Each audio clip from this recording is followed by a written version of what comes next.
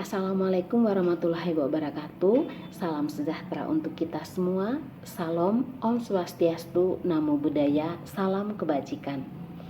Perkenalkan, nama saya Gabariela Purnamaningsi MPD. Saya merupakan salah seorang dosen program studi pendidikan matematika Universitas Katolik Indonesia Santo Paulus Ruteng.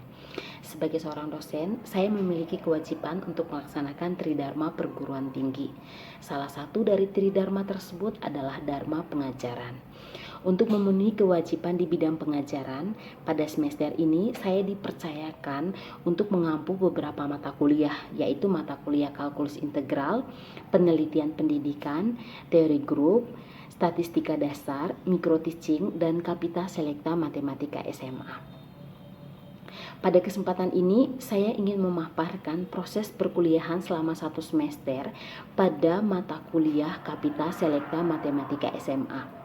Mata kuliah Kapita Selekta Matematika SMA ini merupakan salah satu mata kuliah wajib di program studi pendidikan matematika Unika Santo Paulus Ruteng dan diprogramkan oleh mahasiswa semester 6. Pada mata kuliah ini diprogramkan oleh mahasiswa semester 6 dengan tujuan agar dapat membantu mereka untuk mengingat kembali materi-materi SMA yang sudah mereka pelajari sebelumnya, agar mereka dapat memahaminya dengan lebih baik lagi dan juga dapat mengajarkan materi tersebut kepada kelas magang mereka ataupun kepada kelas mereka ketika mereka menjadi guru kelak. Nah, dalam melaksanakan perkuliahan pada mata kuliah ini ataupun pada mata kuliah lain yang saya ampuh, saya menggunakan metode DIA yang merupakan singkatan dari Delivery, Interaction, dan Assessment.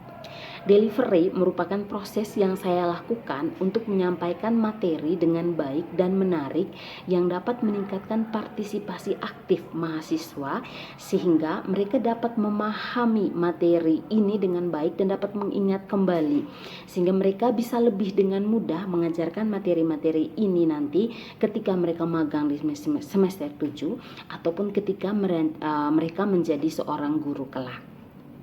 Nah, materi-materi yang dipelajari pada mata kuliah ini dibagi ke dalam 14 pertemuan dan tentunya sudah sesuai dengan CPL dan juga CPMK yang ada di dalam kurikulum program studi.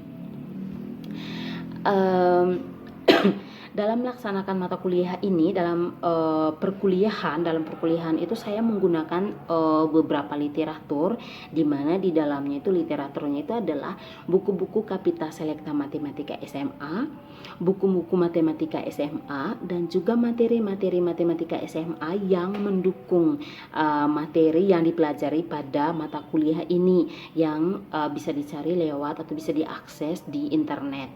Nah, saya kumpulkan materi-materi ini dan dibuat dalam handout perkuliahan untuk bisa dibagikan dan dipresentasikan kepada mahasiswa ketika perkuliahan berlangsung.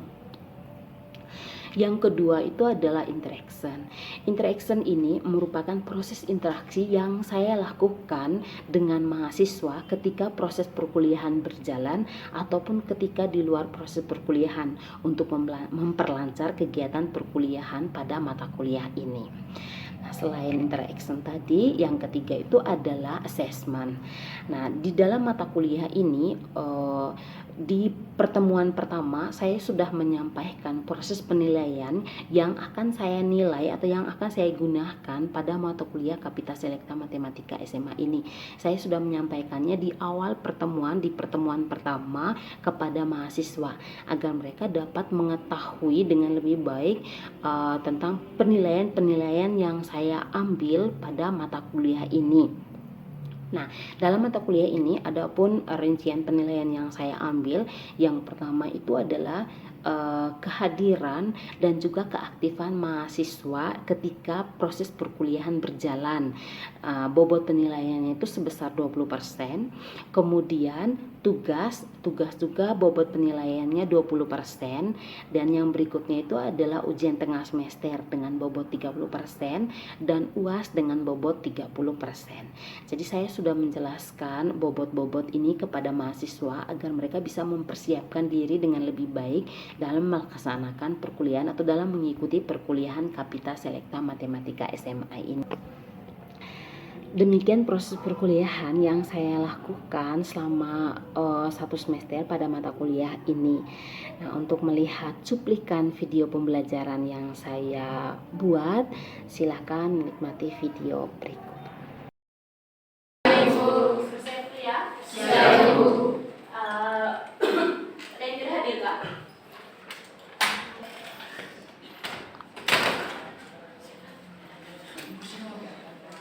Oke, teman-teman, minggu lalu kalau saya tidak salah ingat kita sudah bahas tentang pertigaan sama linear. Jadi hari ini kita masuk ke materi kita yang berikutnya, yaitu sistem persamaan linear.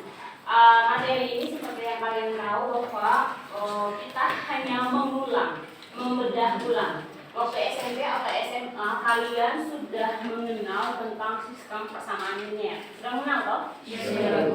Yang kalian tahu tentang sistem persamaan linear apa? Suatu bentuk aljabar yang dimana variabelnya untuk pangkat tertinggi yang satu. Suatu bentuk aljabar yang pangkat tertingginya variabelnya itu pangkat tertingginya satu. Ada lagi sistem persamaan linear. Sebenarnya bisa dikatakan sistem apabila bagaimana?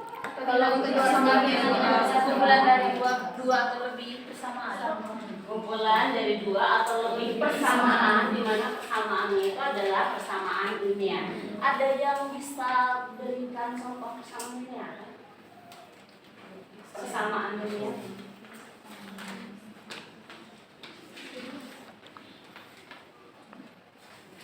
Dua x ditambah y sama dengan 4. Ini persamaan linear apa namanya? Persamaan linear dua variabel. Kenapa dikatakan persamaan linear dua variabel? Karena mengandung dua variabel. Variabelnya apa saja? X dan y. Oke, jadi masih ingat ya? Isian dari x-nya apa? 2. Kalau dari y? 1. Masih ingat? Masih. Oke. Jadi dikatakan linear itu karena ketika kita lihat di situ x-nya itu berpangkat 1, terus y-nya juga berpangkat 1. Jadi dikatakan linear apabila variabelnya itu berpangkat 1 dan juga bentuknya itu nanti kalau kita gambar dalam grafik maka dia akan membentuk garis lurus. Pernah belajar tentang cara menggambar grafik? Pernah ya? Oke, sekarang hari ini kita khusus bahas tentang sistem persamaan linear. Kalau persamaan linear kalian sudah tahu, yang namanya persamaan linear itu ada yang 1 variabel, 2 variabel, 3 variabel, 4 variabel dan seterusnya. Nah, sekarang kita masuk ke sistem persamaan linear 2 variabel. Ada yang tahu sistem persamaan linear 2 variabel itu apa? Apa?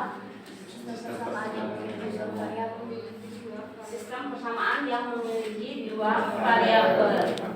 Ya, itu. Ini terdiri dari berapa persamaan? Kalau misalnya kita ikut contoh yang ini tadi, apakah ini sistem persamaan linear 2 variabel? Tidak. Kenapa tidak? Karena hanya ada satu persamaan. Bisa disebut sebagai sistem apabila bagaimana?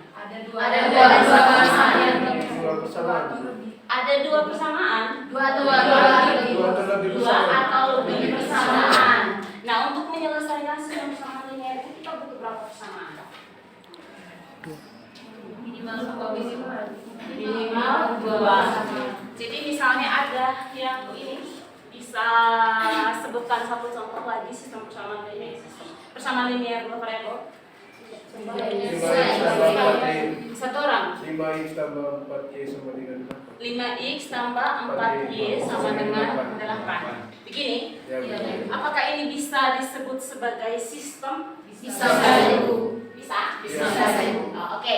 Jadi sistem persamaan linear 2 variabel itu adalah kumpulan dari 2 atau lebih persamaan linear yang mengandung 2 variabel. Dimana karena dikatakan linear maka variabelnya itu pasti berpangkat 1. Bisa ya? Sekarang kita punya dua buah persamaan linear 2 variabel yang akan membentuk sistem persamaan linear 2 variabel. Kalian mesti lihat cara menyelesaikannya. Apa-apa? Ada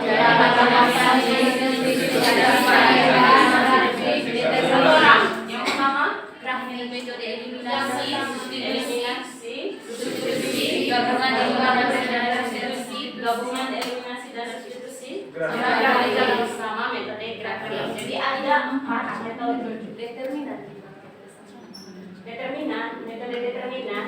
Nah, metode determinan juga itu nanti dia akan ada ketika ada di dalam grafik. Jadi nanti akan punya solusi apabila determinannya bagaimana, apabila nilai A-nya bagaimana. Kalian masih ingat cara menyelesaikan sistem sama linear dua variabel tadi kan ada. Nah, kalian masih ingat kan syarat-syarat dia akan mempunyai penyelesaian atau tidak? Masih ingat? Kan tidak semua sistem persamaan linear dua variabel itu akan mempunyai solusi. Ya tidak?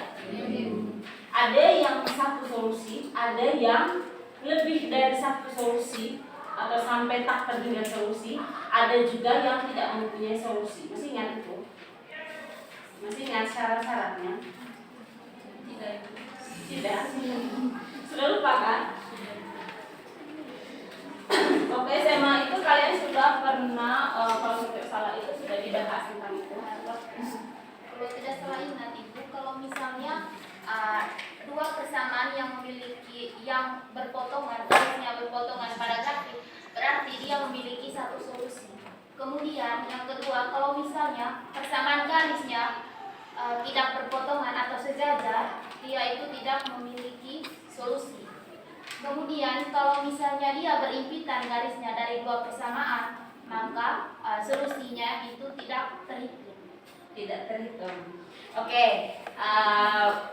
seperti yang Kakak Enci bilang, memang akan ada tiga kasus kalau misalnya kita buat dalam grafik. Yaitu yang pertama, dua buah garisnya itu sejajar. Terus yang kedua, sejajar itu kalau dikatakan sejajar maka dia tidak akan berpotongan toh. Nah, kalau tidak berpotongan berarti mereka tidak akan bertemu dan juga tidak memiliki nilai X atau Y yang sama. Jadi mereka tidak punya solusi.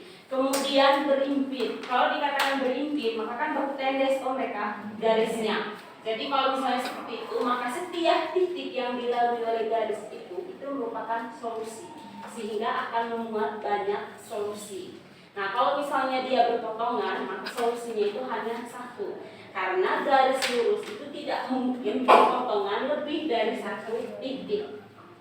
Karena garis lurus itu hanya bisa berpotongan pada satu titik. Nah, sebenarnya ada syaratnya kapan si dua buah garis itu akan berpotongan, kapan tidak. Nah, sekarang kita masuk ke menyelesaikan sistem persamaan linear dua variabel. Metode yang pertama seperti yang kalian sebut tadi itu, saya di sini ambil metode yang pertama itu adalah metode grafik. Nah, kalau misalnya teman-teman lihat pada metode grafik, yang pertama akan ada tiga kasus, tiga kemungkinan. Yang pertama tadi itu sejajar. Jadi sejajar itu akan seperti ini. Kalian bisa lihat gambarnya? Bisa. Jadi dua buah garis itu sejajar dan tidak akan. Oke, teman-teman bisa lihat ini? Bisa. Ini adalah dua buah garis sejajar, Kalian bisa lihat dia punya persamaan garisnya. Persamaannya itu yang pertama adalah 2x ditambah 4y sama 3, 6. Nah, ini adalah salah satu sistem persamaan linear dua variabel. Nah, ketika kita mencoba menyelesaikan sistem persamaan linear ini, teman-teman, nah dengan metode grafik kita akan mendapat grafiknya itu, kedua buah grafiknya itu akan sejajar, saling sejajar. Nah, hal ini akan memberitahukan kita bahwa ternyata sistem persamaan linear dua variabel ini tidak mempunyai solusi. Nah, sekarang coba kalian lihat di sistem persamaan linear dua variabel ini, apakah ada ciri khas tertentu? Ada, Bu. Ciri khasnya apa? Ada suku di situ. Koefisien variabel satu konstanta. Terus selanjutnya hubungan antara koefisien variabel dan konstantanya bagaimana? Ada. Apa hubungannya? A1 per A2 tidak sama dengan sama dengan B1 per B2 tidak sama dengan C1 per C2. bisa jelaskan ke kami yang namanya A1 itu yang mana, A2 itu yang mana? Karena di sini tidak ada A1, A2, B1, B2. Koefisien dari X-nya. Koefisien dari X apa? 2. Koefisien dari X, oke. A2-nya koefisien dari X yang dari persamaan 2, 3. Oh yang ini. Berarti A1 per A2, gini. Iya. Itu sama dengan 2/3, oke. Terus Sama dengan B1 per B2. B1 per B2. B1 dengan B2 itu yang mana? B1 dibagi koefisien dari persamaan 4 per 6. sama Kemudian dengan 2/3. oh sama dengan 2/3. Oke, terus apa Sama lagi? dengan C1 per C2. C1 per C2 sama dengan 3/6 gitu. Tidak sama dengan Tidak Sama sama dengan yang Tidak C1 sama dengan C1 C1 tidak. per C2. Tidak sama dengan. Tidak sama dengan oh, oke, maksudnya begini, dari ketiga bentuk ini ketika kita buat maka kita akan peroleh A1 per A2. Kalau dilihat itu sama dengan B1 per B2. Terus yang ini tidak sama dengan C1 per C2. Oh, sorry, C2. Nah, oke teman-teman. Jadi syarat ketika kita menyelesaikan, misalnya gini, kita mau menyelesaikan sistem persamaan linear dua variabel ini tadi. Nah, biasanya kan di soal itu tentukan hubungan penyelesaian dari sistem persamaan linear dua variabel. Yang pertama kita lihat itu adalah dia punya koefisiennya. Kalau misalnya kita tahu oh koefisiennya begini-begini, kalau bentuknya seperti ini, maka kita bisa langsung jawab ini tidak punya penyelesaian. Kenapa demikian? Karena A1 koefisien X, yaitu perbandingan koefisien X-nya pada persamaan pertama dengan persamaan kedua itu sama dengan perbandingan koefisien dari Y pada persamaan pertama dengan persamaan kedua. Tetapi tidak sama dengan dia punya perbandingan konstan. Seperti itu. Bisa ya? Bisa diterima ya? Itu dikatakan dua buah persamaan linear dua variabel itu tidak memiliki solusi. Jadi sistemnya tidak memiliki solusi. Kemudian yang kedua itu adalah ketika kita keduanya itu berimpit. Keduanya berimpit itu ciri khasnya bagaimana? Ada yang tahu? Nah, coba kalian lihat ciri khasnya bagaimana ketika kita lihat koefisiennya, perbandingan koefisiennya, ciri khasnya supaya dia punya solusi, punya banyak solusi itu bagaimana? Perbandingan A1 sama dengan perbandingan dari koefisien Y dan sama dengan perbandingan dari konstan. Oke, kalau kita lihat di sini, misalnya koefisien X yang pertama itu adalah seperti yang di atas tadi A1, yang kedua itu adalah A2, maka di sini kita bisa lihat A1 berbanding A2 itu sama dengan B1 berbanding B2 sama dengan konstantannya yaitu C1 berbanding C2. Nah, nanti kalau misalnya menemukan sistem persamaan linear dua variabel yang seperti ini, maka silakan teman-teman lihat dulu seperti apa dia punya perbandingan koefisien dan konstantan. Yang berikut satunya berpotongan. Dia tahu ciri khas ketika dua buah garis itu berpotongan itu A1 per A2 tidak sama dengan B1 per B2. Bagaimana A1 per A2 tidak sama dengan B1 tidak sama dengan B1 per B2. Nah, ketika kita lihat meskipun A1 A berbanding A2-nya itu sama dengan C1 berbanding C2, tetapi karena tidak sama dengan B1 berbanding B2, maka dia sudah membentuk sebuah sistem persamaan linear yang mempunyai satu solusi. Jadi syaratnya agar kita tahu oh ini punya solusi atau tidak, tinggal kita lihat dia punya koefisien. Saya teman-teman bisa ya? Sekarang kita masuk ke yang berikutnya itu adalah kita mencari solusi dari persamaan linear yang ini di depan dengan menggunakan metode substitusi. Masih ingat toh? Ada Ada yang bisa bantu untuk metode substitusi? Oke, silakan. Metode yang terkait bahwa metode substitusikan itu metode dengan cara menggantikan. Yang pertama itu pada persamaan 1 atau tidak di persamaan 2 ini kita ubah A-nya itu sama dengan 3 kurang 15. Sehingga dari nilai A yang sudah kita dapatkan, kita akan gantikan atau substitusikan pada persamaan 1. Nilai A-nya tadi itu 2 kali 3. Selanjutnya kita kalikan 2 kali 3 6 kurang 2 kali 15 30 B. Oke, silakan. Selanjutnya kita jumlahkan sejenisnya, variabel sejenisnya yaitu ini 30 tambah 10 B yaitu 20 B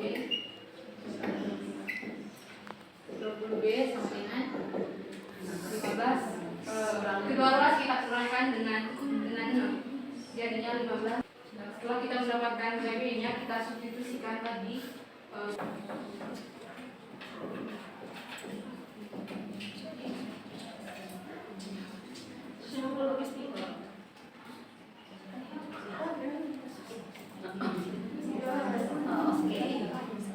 Oke, bagaimana teman-teman? Terima kasih. Oke, saya mau bertanya. Ini metode substitusi? Iya. Oke. Jadi tadi itu yang pertamanya seperti yang sudah dijelaskan tadi. Metode substitusi itu yang pertama kita pilih salah satu dari dua buah pertanyaan tadi itu untuk dibuat di dalam, misalnya di sini tadi kan variabelnya kita itu adalah A dengan B. Jadi yang pertama diambil itu adalah mau membuat persamaan di dalam persamaan A di dalam B. Jadi makanya di sini dapat yang lebih mudah tadi ambil persamaan yang kedua kan. Jadi kalian bisa ambil persamaan yang pertama juga toh? Iya. Bisa. Jadi tadi ambil persamaan yang kedua A sama dengan 3 dikurangi dengan 15B. Oke. Kalau ini tidak ada kesulitan ya? Iya. Jadi kita dapat tadi berapa dia punya solusi? 195 per 20 masih sisanya 195 per 20, terus B-nya negatif 9 per 20. Jadi ini adalah titik potong. Ketika kita lihat yang punya persamaan tadi, A1 per A2-nya tidak sama dengan B1 per B2, maka yang pasti akan punya satu solusi, yaitu solusinya tadi itu adalah titik potongnya. Jadi kita sudah tahu bahwa oh ternyata di sini titik potongnya itu adalah titik potongnya apa? Negatif 9 per 20, 195 per 20 atau balik 195 per 20. Oke, jadi selalu X, Y. Oke, baiklah teman-teman, itu masih ingat ya? Jadi yang ke berikutnya metode eliminasi. Angel, oke, silakan metode eliminasi. Di sini Ibu dan teman-teman, contoh yang saya pilih adalah dari sistem persamaan dua variabel. Untuk persamaan yang pertama itu ada 2x tambah 3y sama dengan 4. Ini merupakan persamaan yang pertama. Lalu persamaan yang kedua adalah x tambah 2y. Dari dua persamaan yang ada di depan ini, untuk mencari solusinya di sini yang kita gunakan adalah metode eliminasi. Saya rasa teman-teman juga masih ingat metode eliminasi itu apa? Kan kalau dari kata eliminasi kita berarti kan menghilangkan. Jadi di sini untuk menghilangkan variabel yang ada itu kan kita juga harus menyamakan variabelnya. Nah, misalnya untuk yang pertama yang ingin kita hilangkan pertama itu adalah variabel x. Yang di sini untuk menghilangkan variabel x kita harus membuat suatu sistem persamaan yang baru dengan di mana variabel x-nya itu harus sama. Nah, untuk itu untuk dia punya nilai variabel x-nya sama, tetapi maksud dari nilai Y dan konstanta di belakangnya juga sama, di mana antara perbandingan nilai dari persamaan 1 dan persamaan 2 dari sistem persamaan yang ada harus sama perbandingannya dengan sistem persamaan yang baru yang akan kita buat. Nah, untuk di sini supaya kita bisa menyamakan dari variabel X ini, untuk mempermudah kita kalikan variabel 1 kita kalikan persamaan 1 ini. Nah, setelah itu teman-teman, kita lakukan pengoperasian penjumlahan ataupun pengurangan untuk menghilangkan variabel Y. Negatif Y sama dengan negatif 1. Y sama dengan metode eliminasi yang pertama ini kan kita mencari nilai Y-nya dengan menghilangkan nilai semua. Yang kedua ini adalah menghilangkan variabel. Oke, baik. Setelah kita melakukan metode eliminasi kepada dua persamaan linear, kepada sistem persamaan linear dua variabel yang ada di depan tadi, kita temukan solusinya X, Y, yaitu 3,6.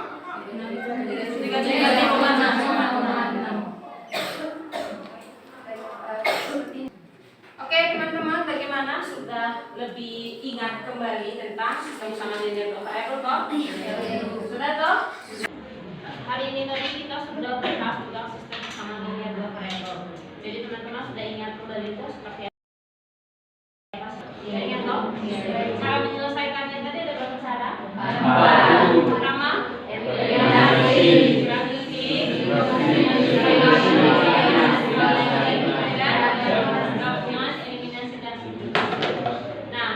tadi saya menggambar grafiknya itu dengan menggunakan geometri. Jadi saya percaya saja tadi bahwa kalian di sini sudah lancar-lancar menggambar grafik. Jadi semoga nanti ketika ngajar materi yang sama, kalian lebih lancar menggambar grafik. Oke teman-teman ya. Terus kita dapat cara menyelesaikan sistem persamaan linear dua variabel. Terus tadi ada 3 kemungkinan solusi. Yang pertama apa tadi?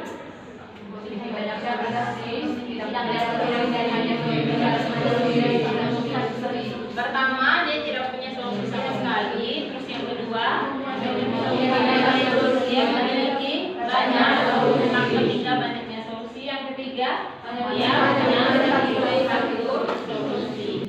Jadi nanti kalau misalnya kalian sudah melihat soal-soal sistem persamaan linear dua variabel, kalian sudah bisa langsung tahu bahwa oh ini punya banyak solusi, ini punya satu solusi, ini tidak punya solusi. Oke teman-teman ya, bisa ya? Ya Sutarto, ya Ibu. Sudah lebih percaya diri untuk ngajar nanti. Dan ke depan ngajar kok? Iya Ibu. Bagaimana? Bisa ya? Bisa. Selain tugas ini teman-teman, nanti silakan selesaikan tugas ini dengan baik. Selain tugas yang ini, saya juga minta teman-teman untuk mencari soal-soal soal-soal tidak rutin terkait sistem persamaan linear dua variabel ini untuk diselesaikan. Kemudian selain itu, minggu depan kita akan bahas tentang menyelesaikan sistem persamaan linear 3 variabel. Oke, teman-teman, hari ini kita sampai di sini dulu. Silakan selesaikan tugasnya dengan baik minggu depan dan baca juga materi persamaan linear 3 variabel. Teman-teman ya? Oke, baiklah, terima kasih untuk hari ini. Sampai ketemu